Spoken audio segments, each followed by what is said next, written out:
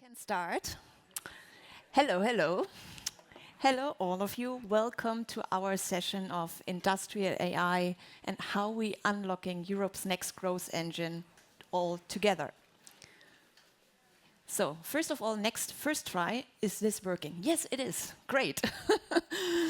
So, Industrial AI is Europe's next big opportunity, driving innovation, resilience, and competitiveness.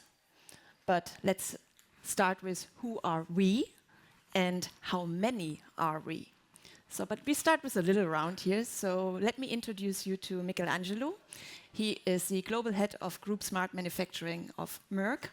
My name is Yvonne. I'm part of the Siemens Accelerator team at Siemens headquarters, and I'm covering up Bettina, who got stuck with, surprise, Deutsche Bahn. So she couldn't make it here in time, so maybe industrial AI would be also good for them in predictive maintenance. Warm-up joke. So I just said a little bit in the beginning and how many we are, with many more behind the two of us and Bettina, who are part of the Siemens Accelerator ecosystem driving industrial AI. But I will come to this at a later point. Today, we will show you also some examples where and how industrial AI is being used already. But as it is, I think it's not the last session, but close to the last session, and you may be all a little bit tired. We thought we will start with a little warm-up, a little exercise. So I think we are having here a very well-informed group and audience. So assuming you all know what LLMs are and is. So, who has used LLMs in the last week? Please sit down if you haven't. So, standing up if you have.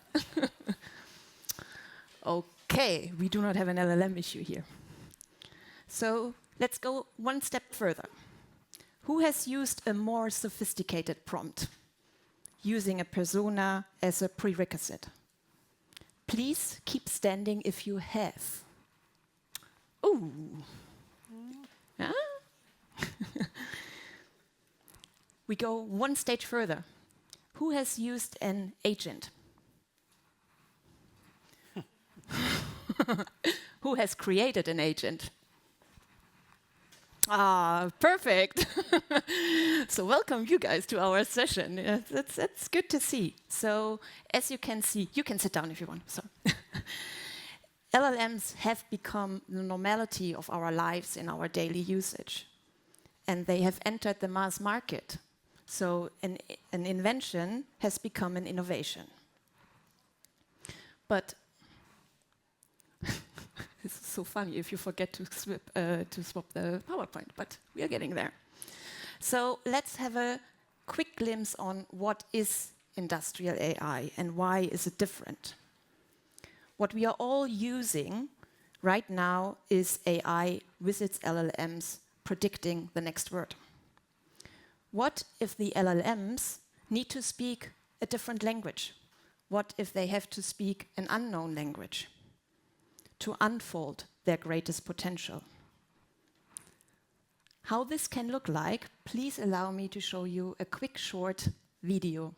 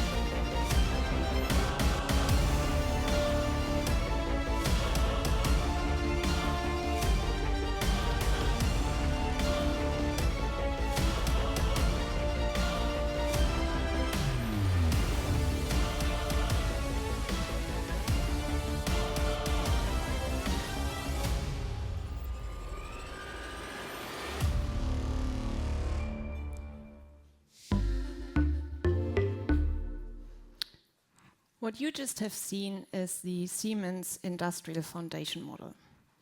It's a specialized AI model developed to understand and process complex industry data across all domains. So today we will show you some more videos, just one more, but we will also give you then also the practical understanding of how we are working together with Merck. But before we come to that, let me give you just a quick understanding of why industrial AI is so important. Looking at the changes we are facing in the labor market, it can mitigate talent shortages, which limit industrial growth worldwide. As you can see, the order volume cannot be realized until 2030. There is the prediction that until 2030, 8 million employees will be missing. 1.5 million employees of automation engineers. So basically, 1 of 5 jobs in automation and digitalization. So there's a clear need to onboard and upskill novices quickly. But, there's always a but, industry is complicated. Engineering tools are very complicated. I don't even understand everything. So it needs almost 5 years to become an expert. So there's a big need to make company and industry knowledge available. But it's not just like that. If we look from the challenges in the labor market, why is industrial AI so important also in the operational efficiency, coming to the big point or important point of sustainability? It can save resources at scale and increase efficiency in every sector. If you look at the InDesign market, so there is 75% less scrap with holistic digital twins compared to normal or traditional methods. In the in-build and in-operation area, it's up to 40% faster delivery, saving energy and resources in trials and operations. So Gen AI can change. If we are looking at the software engineering, it can increase the productivity from 20 to 35% just by using coded assistants. Which brings me to the next point, from industrial foundation model to agents. We just saw some people here in the crowd creating agents. So thinking about how to bring that into industry. Is it possible? Is it not possible? Of course it's possible. Everything is possible. But we need to adapt Gen AI to the industry.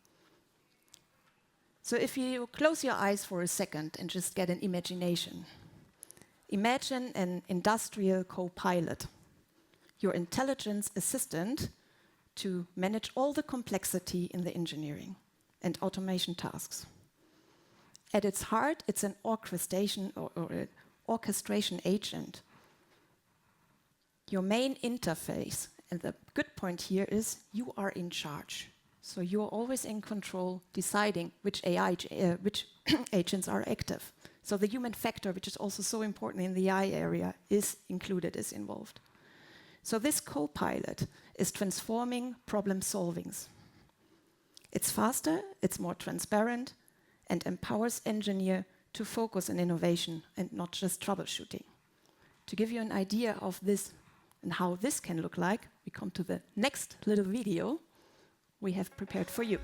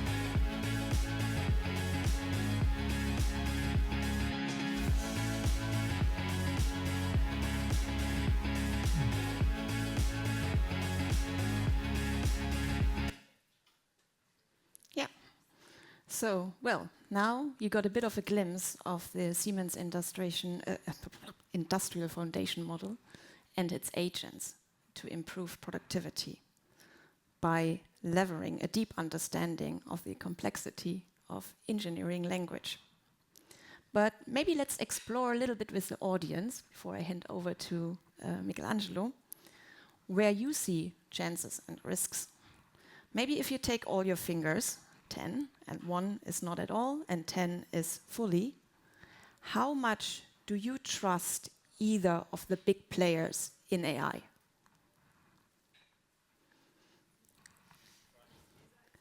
Not at all was 1, and 10 was fully. Trusting the big players in AI, how much trust do you have in them? Trust in terms of, for example, hallucination, your data and everything. 4. So I think we have a trust. We have a trust issue. Okay, I expected something like this. Thank you very much. But hands up, who has experienced hallucination with AI? Yeah. Hallucinations are there, and in B2C, yes, but in B2B, and particularly in healthcare, and life science, pharma and life science, where people's lives are dependent on it, we cannot accept hallucinations. So, industrial AI needs to be, first of all, reliable, safe, and trustworthy. And talking about pharma and life science, Siemens and Merck have a long collaboration already. I just learned more than 100 years, and it takes more than 10 years to bring finally a drug into the market, from the research area, development, production, studies. And in this case, I would like to ask you, Michelangelo, what does industrial AI and everything means for Merck? Thank you very much, Yvonne, and hello, everyone. So before we go into the topic of how does industrial AI materialize at Merck, yes, the partnership with Siemens started actually when we bought the first light bulb at Siemens. And it was so good that we bought 20 of it. And that's the starting point of this collaboration started a while ago. So Merck, for those who don't know who Merck is, so Merck is a German company with the headquarters in Darmstadt in 66 different countries. And for those who are not familiar with it, there are 2 different companies with the same name. That's why I'm giving this name here. So Merck, the German Merck, is organized in 3 different business sectors. Healthcare, the classical pharma business, life science, which you may know under MilliporeSigma, which is more or less the Amazon for the biotech industry, and electronics. Electronics is basically our business where we provide raw materials and services to the semiconductor industry. So a completely diversified business, if you will. And since then, we have organized our way in with 320,000 products worldwide that we serve 1.5 million customers and around 100 million patients worldwide.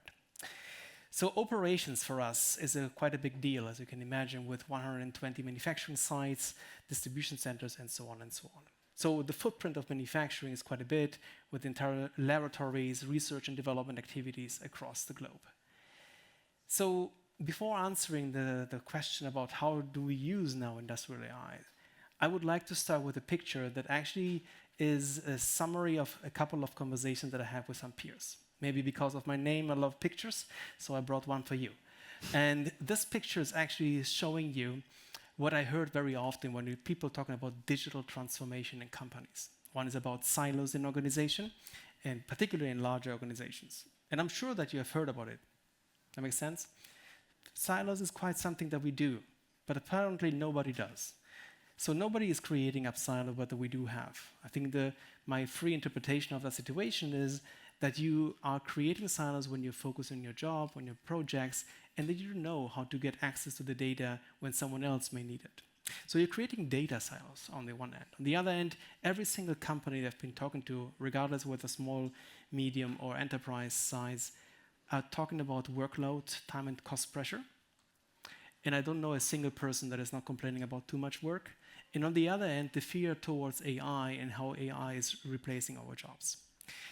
Another topic that I've been hearing very often is about incompatible technologies.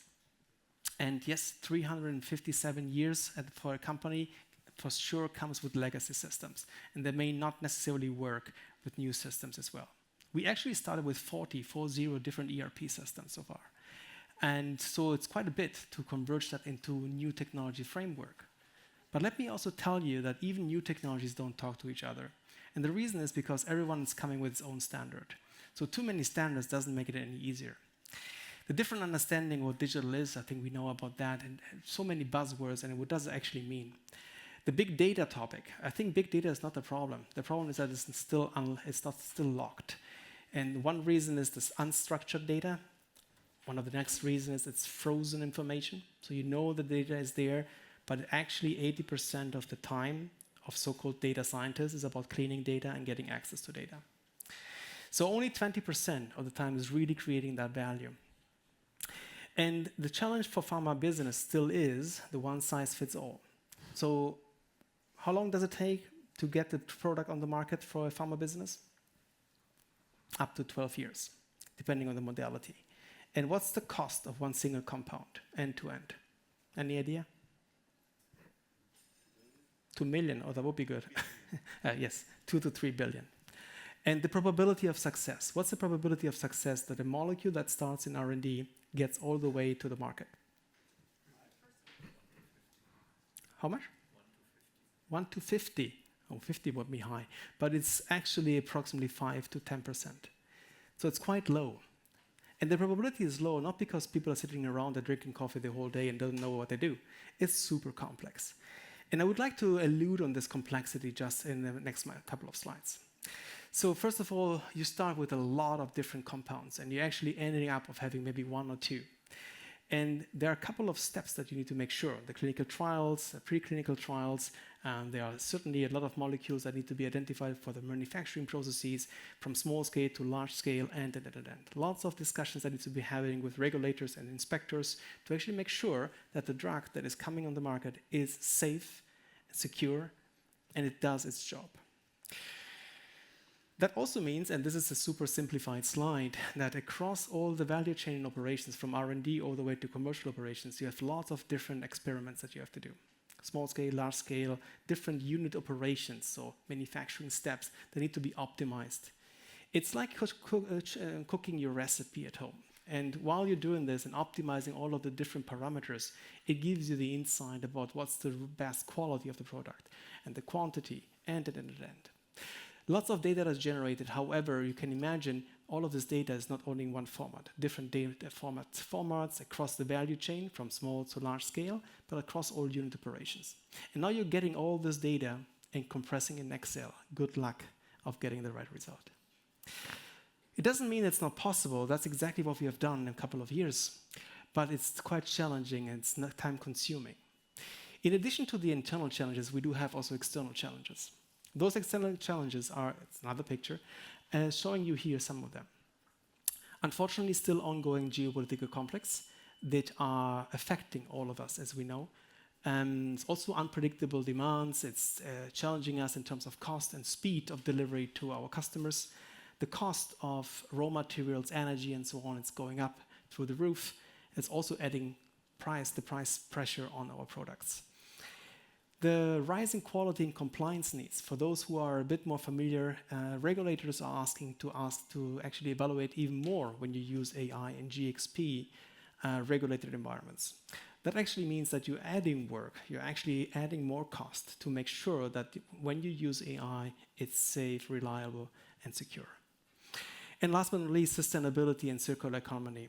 We have a common and joint responsibility to make that happen. But how do you do that in a brownfield environment? How do you get the data?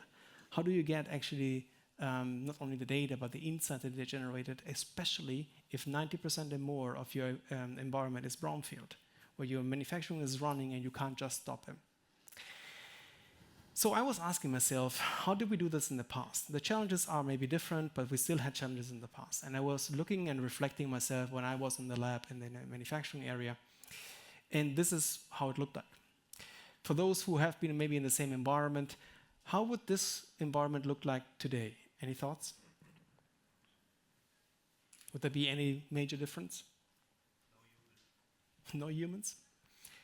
So possible. The reality I faced so far is actually the same, just in color. And so actually it didn't really change a lot. Of course we have a bit more technologies, of course we have a bit more software. But what really, really changed is the awareness and understanding how valuable data are. That is undiscutable. This is clear. But how do we use that data and how do we integrate them? Now, what we also know and what we have seen is through the use of data, we've been able in the last couple of years to reduce massively the cost of molecules, regardless of whether it's a chemical compound for the semiconductor industry or whether it's a molecule such as an antibody for the pharma industry, such as a vaccine, for example. And if we would use the same approach as we have done in the past for the old molecules, such as insulin, antibodies, and vaccines, we do the same for the cell and gene therapy. Cell and gene therapy is a quite promising therapy at the moment for lots of patients. If we would apply the same logic, the cost at the moment is 400K per patient for each treatment. And you need a couple of treatments. Where would we end up? Would we end up at 200K, 50K, 15K, or 7K?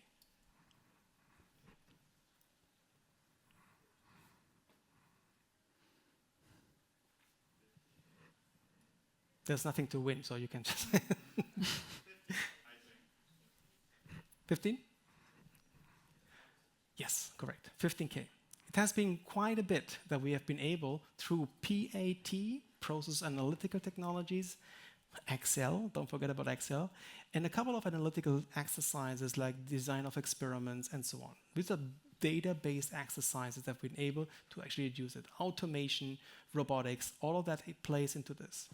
Now, when you look into where we stand at the moment with the manufacturing industry, there are so-called maturity levels out there. The digital maturity level gives you insights about what's your maturity with regards to AI, data, automation, robotics, with a couple of dimensions that looks into it, including the people aspect. Level 1 means that you are on paper, a manual-driven manufacturing. Level 5 actually means the complete opposite. You are basically their self-driving car in operations. It's fully adaptable and automated. In 2022, 80% of the manufacturing industry have been in maturity level 2, which actually means that we just managed to jump from paper to computerized system. Great. So we made a good step here.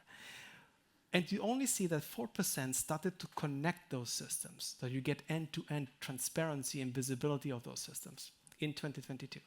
Now, question to you, and by the way, none have been in predictive so far. In 2024, 2 years later, where are we now? Any thoughts? Did this move at all? And I'm not saying in Germany particularly, just in general.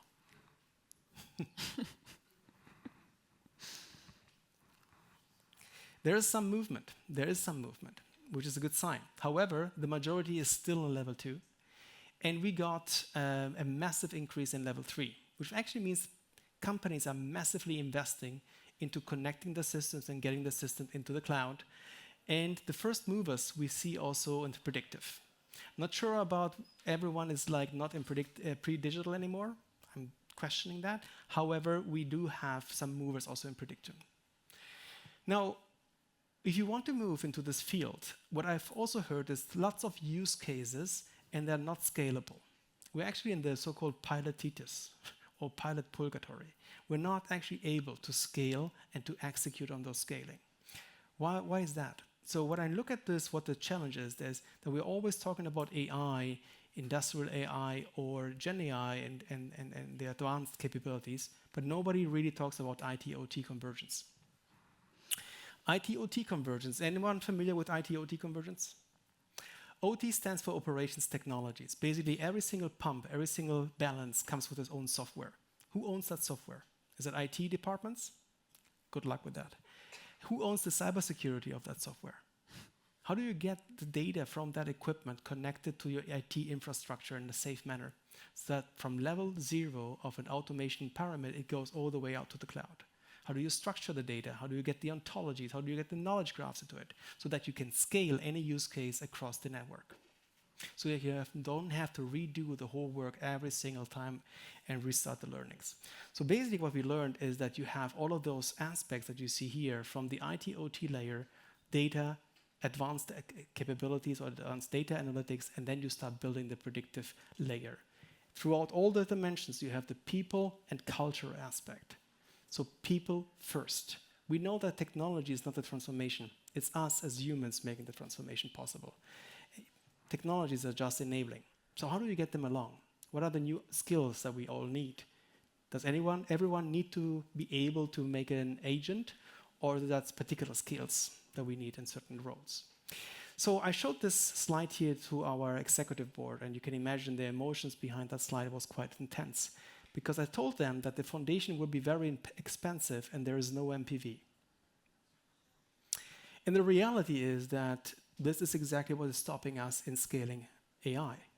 Building the foundation means that you have to do a lot of investment into your brownfield and greenfield with infrastructure and beyond to build that layer.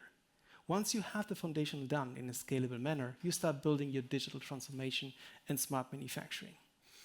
Now, if that is clear, the question is, that you may raise yourself is, what happens if you don't do it? I have some answers here. So I checked what the industry at the moment is investing into smart manufacturing. And what you see is that there's a massive investment over the last years in smart manufacturing. I'm not talking even into the foundation layer. And the projection is that those numbers are going to double even in the next years. 41% of all manufacturing companies, global manufacturing companies, are actually now adopting and scaling those smart manufacturing capabilities. And those who are doing it, they see an increased speed to market by 83%. They see an increase of productivity by 90%. They even see a reduction in quality deviations by 52%. So long story short, for those who are not doing it, it's a competitive disadvantage. It's not a question anymore whether you need to do it or not. The question is, how fast can you start and where do you focus? How do you build the foundation and how do you upskill your people? It's very easy. You're going to be out of the market quite soon because this is happening as we speak. Not only in Germany, just around the globe, maybe even faster as we think. So as always, I'm confronted every single day with tons of technologies which you could use. But that's not the problem. The problem is not the technology. The problem is that what is the problem?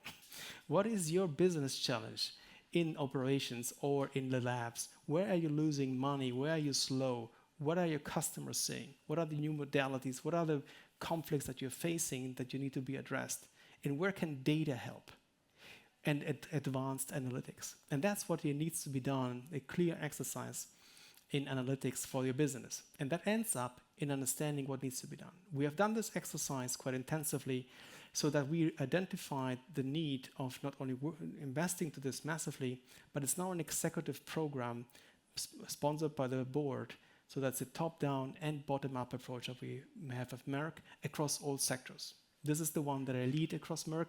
And since then, we have been able to develop lots of those capabilities. Together with Siemens, we've been able to scale them further and to do all of the above, whether it's predictive maintenance, whether it is a Gen AI use case in supply chain, anything that helped us to scale this further. And some of the examples I've brought here, so you see here, so-called digital twin. I'm sure you've heard about this buzzword. So what is a digital twin for you? Let me ask you differently. Which digital twin do you use quite regularly, for example, daily? Any thoughts? Any digital twin that you use daily or maybe weekly? For me, one of those examples is Google Maps. So Google Maps is, if you will, a digital twin. It's virtualizing the reality. It's a human-machine interface with models behind the scenes with real-time data, and it gives you not only a prediction, estimated time of arrival, for example, but also gives you a prescription of what you should do to avoid traffic. So, and if that would be connected even to driving my car, you would be all the level up into automated driving. That's what we did in the pharma industry now, and this digital twin was predicting any kind of outcome for a molecule that was fermented in the bioreactor. Through that, we've been able to reduce 50% of the workload that usually would be happening in the labs. We've been not only faster, but we are also able to reduce the waste, energy consumption. People could do more with the same time. We have done the same also in a couple of sites, for example, in Nantong here for life science and healthcare, where we used advanced technologies such as IoT and advanced data analytics to actually reduce the energy consumption by 20%. In each site that we're scaling the same capability. We're also reducing the CO2 emission and footprint by 435 tons every single year. Another example where we're collaborating here with Siemens and industrial AI is how we actually build the modular plant, basically the plug and produce. When you connect your equipment into the infrastructure, once you get there, how long does it take? Any thoughts how long it takes? For very complex equipment, it can take up to 9 months. 6 to 9 months, very complex. It can be maybe a month or 2 for less complex. You need data engineers, you need actually automation engineers, a bit of experts, which are lacking actually in the future, as we heard earlier. So if you connect your computer and your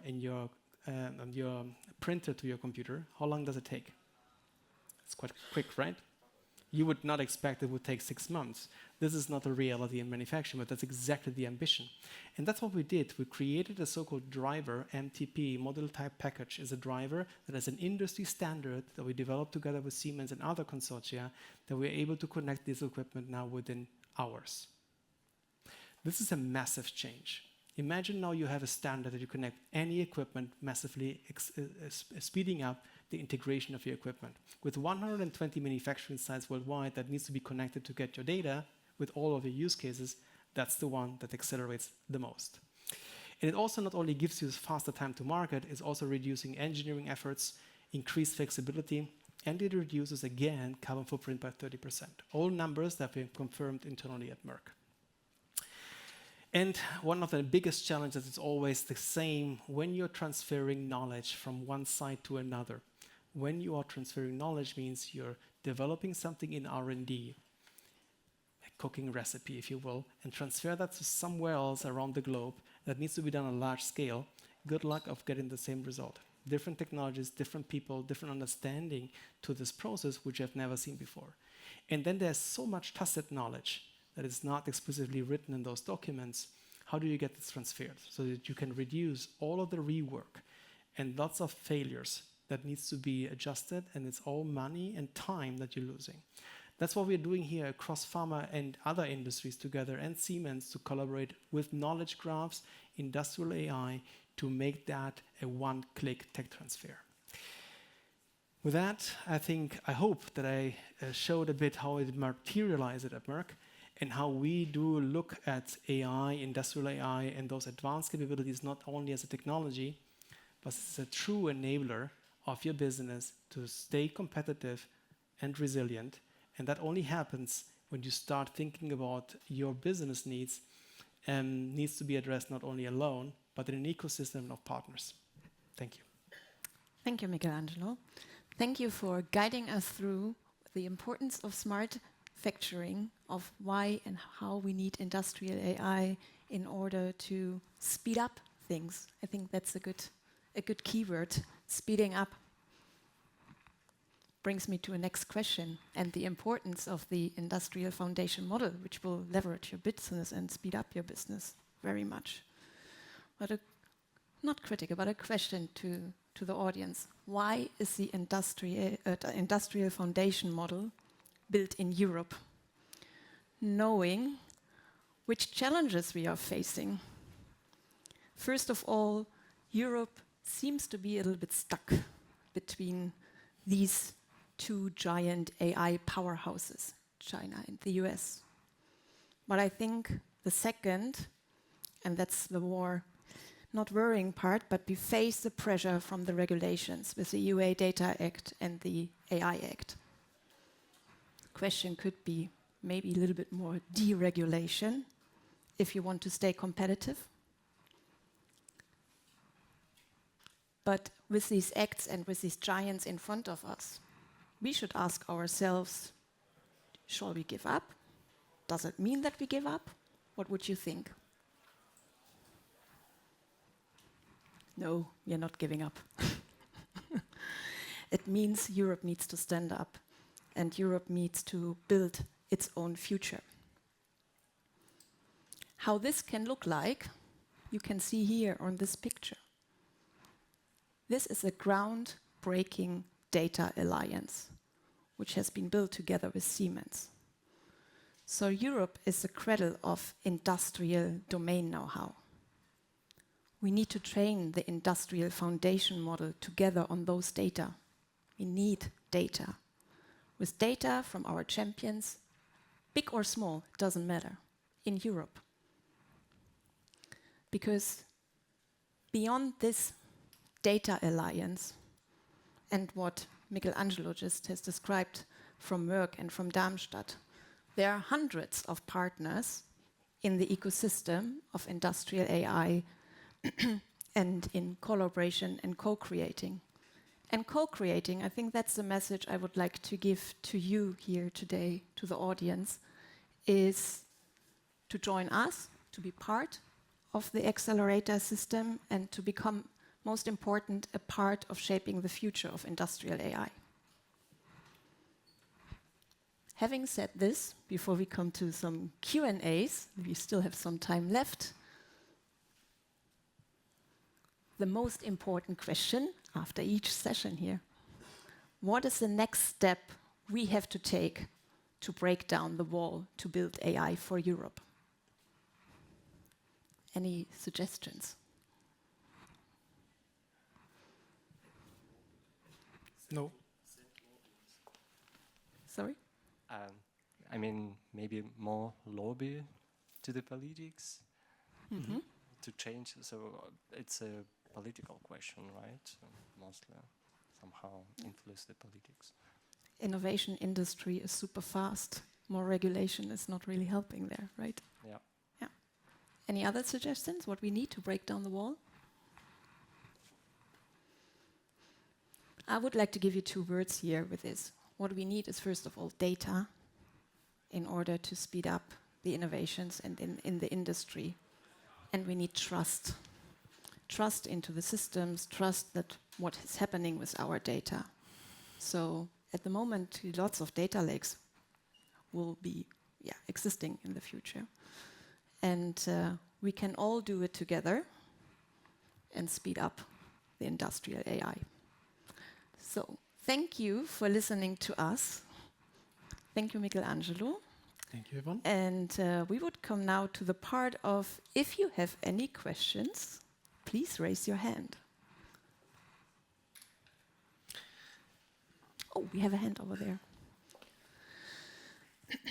Just following on your last point, where do we stand at the moment? Who are the main competitors of Siemens in industrial AI? I mean, there was always, when we have seen the digitalization and the B2C business, and everyone said, well, that is for the Americans, but wait until the B2B business is more developing.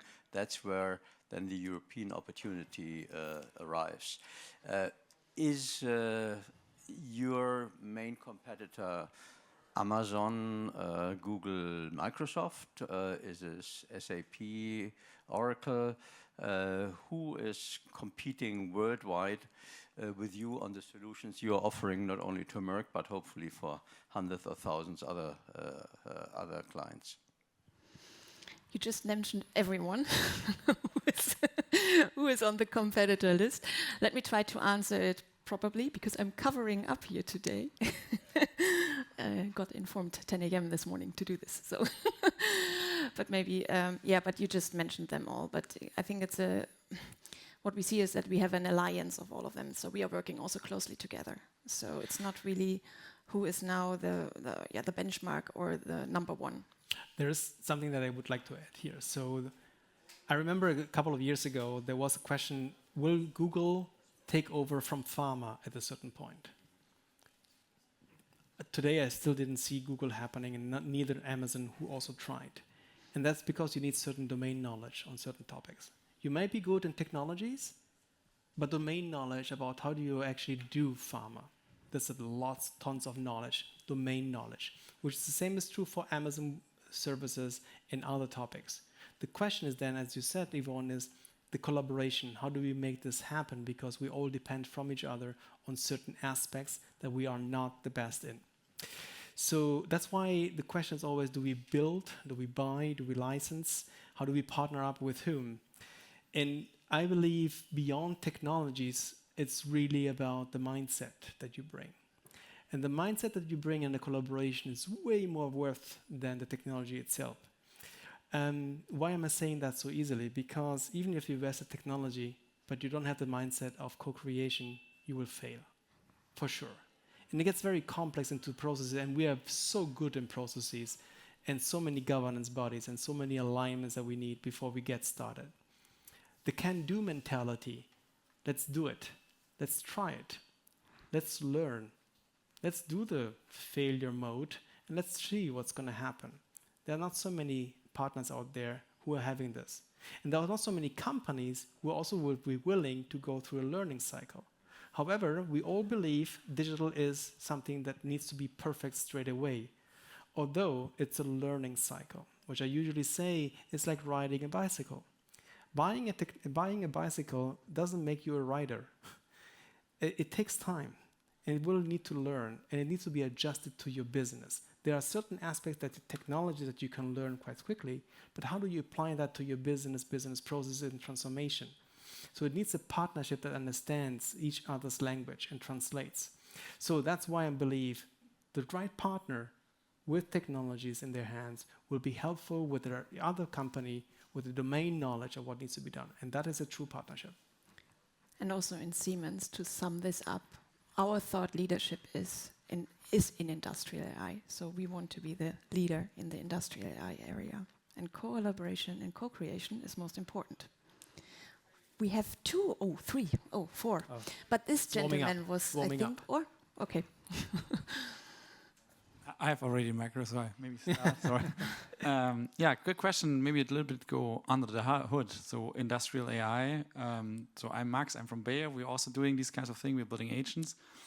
Yeah, for our biggest challenge is the semantic layer, for example, right? So really not building the fancy agents, but really doing the groundwork. Ontologies, data, semantic layers. So my interest, how you would solve it, and what are your technical improvements, and how you want to solve this to be more on the technical side. So the way we do it, right? So the technology out there is, regardless of where you put your ontologies, how you store it, and so on. I personally believe, if you talk, for example, about ontologies, you shouldn't do this alone, and there should be an industrial standardized ontology for the processes, for example. The data model and the respective ontologies need to be then put into, a certain governance structure and technologies set that you have. But unfortunately, yes, it's a lot of manual work so far.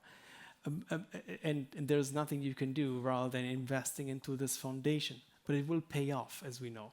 So understanding why, back to the discussion here, why you need to invest into foundation, and it may take you longer than just a quick win.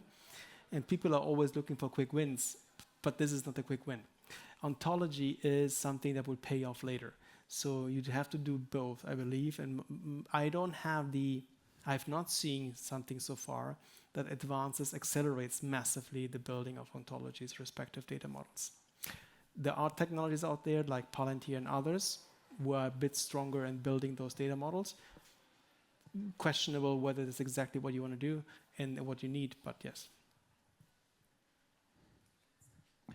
To your point about standardizing the modular format, how replicable is that across other industries than pharma? Oh yeah. It actually didn't come from pharma. So it started actually in the automotive industry. And it actually is now applied in the ship industry, it's in the aerospace. So it's actually applying across different industry now these days. And I see the acceleration is actually coming from those industries. The same is true, for example, for the data hub, data broker principle. It started in the automotive industry as a result of having so many point-to-point connections and the cost of changing the systems. So I believe what we can learn from the automotive industry is quite a lot. And that's what's now coming over also to the life science and healthcare industry. So yes, it is applicable and scalable. Hey, David, Forschungszentrum Jülich. So I was wondering, you talked about data, and I think this is like an important bit that you have the data and the knowledge. My question would be about the compute power. So you need the compute power to run the foundation models. So I was wondering, now with the push to AI factories and gigafactories, do you think you will have enough compute in Europe? And maybe you can share if you have your in-house compute capabilities, or if you still need to source out to American vendors with your data. No, we're building our own. That's the answer. And I was just on Monday and Tuesday, I was in Copenhagen at the World Economic Forum, where we discuss how to, what are the investments that we need to do in Europe and beyond to create competitiveness and to stay competitive. And data centers was one of them. Energy, building the respective energy layers to it was another one. And then talking about, if you're talking about federated AI learning, that needs another layer of standardization across the industry and infrastructure. But data centers was absolutely known with gigafactories and so on. Question is, how can we create a public-private investment for the future, not only in Europe, just beyond, that helps us to stay competitive also in Europe. But yes. Hello, I'm Cornelia Denz. I'm the president of the National Metrology Institute of Germany. We are responsible for setting standards and harmonize things, like the National Institute of Standards. We are a network of these institutions. And what we do is doing certification of data and certification also of the quality processes for digital calibration. And many of the pharmacy industry is forerunners there. My question is that's why I think that data and trust, we are caring for the trust, so that's maybe not the wall. But did I understand you right that your digital twin is yet based on large language model and is not a copy of a full physical system so that it's explainable and robust? So it's just a large language model based digital twin, or is it a real copy of the physical parameters of your system? So there are two elements to it. So the one is the digital twin of the physical asset that we have with all of the relevant data that we get from COMOS and other elements, plus the digital twin of the biochemical reactions that are happening within the cell, or the mammalian cell, the reaction, basically. And we have mechanistic models, we have advanced models, we have database models, and with respect to ontologies, it helped us to create that hybrid model, plus the physical digital twin helped us to actually create the holistic digital twin of that manufacturing process. So it goes beyond the classical large language model. I think we need to come to an end, but maybe we can answer short. I was wondering about the relation between quantum computing and AI that you see. Because the disadvantage of AI is that sometimes it hallucinates, it gives you results that are just weird. Whereas for quantum computing, you have algorithms that are really well understood. All you lack is a machine. So will they compete with each other? Will they work with each other? What do you see? You have 10 seconds for the most complex question. Look, it's my gut feeling. I don't have the crystal ball, but my gut feeling is with RapidMiner, for example, knowledge graph that we have, it may advance, it will help to reduce hallucination a lot. That's what we have seen internally. It will compete, for sure, for a certain moment of time where we have uncertainty, but my gut feeling is they will advance and hallucination will go down, where we are able to control it better. Thank you, Michelangelo. Thank you so In much. time, 1 second very good. left. Thank you very much and have a lovely evening.